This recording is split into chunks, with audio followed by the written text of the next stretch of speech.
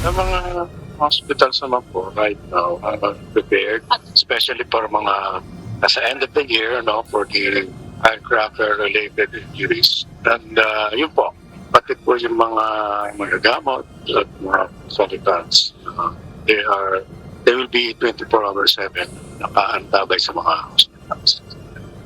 Karaniwang tumataas ang mga aksidente sa kalsada at injuries bunsod ng mga paputok at mga sakit na hindi nakokontrol, lalo na kapag nagkakaroon ng mga handaan. Kaugnay nito, tiniyak ng Private Hospital Association of the Philippines o PHAPI na handa sila sa pagtugon sa mga emergency at mga injury na maaaring mangyari, lalo na sa mga firecracker injuries ngayong papalapit ang pagpapalit ng taon. Yes, yung mga ortho, mga surgeons, prepared sila for yung mga trauma injuries and sa mga injuries ng firecracker related.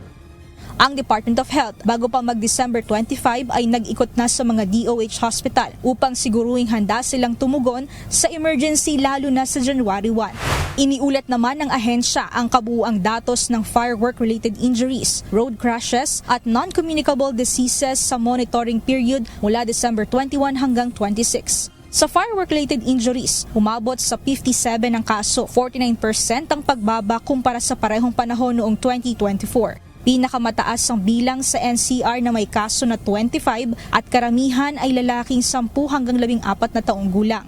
Nangunguna sa sanhi ng pinsala ang 5-star, kasunod ang Quitis at sabay na Boga at Triangulo. Umabot naman sa 127 ang kaso ng non-communicable diseases kung saan 81 ang acute stroke at 30 ang acute coronary syndrome o heart attack. Mas karaniwan ng stroke at heart attack sa mga lalaki, samantalang 16 ang kaso ng bronchial asthma at mas karaniwan sa mga babae. Mahigpit din ang babala ng DOH hinggil sa insidente ng road crash ngayong holiday. Ayon sa ahensya, umabot na sa 263 ang naaksidente as of December 26. 73% ng mga sangkot ay gamit ng motorsiklo, kung saan 85% ang walang safety accessories at 12% ang nasa ilalim ng impluwensya ng alak. Kaya naman patuloy ang paalala ng mga otoridad sa tama at maayos na pagmamaneho ngayon sa mga kalsada upang huwag maging trahedya ang dapat sanay selebrasyon ngayong holiday season.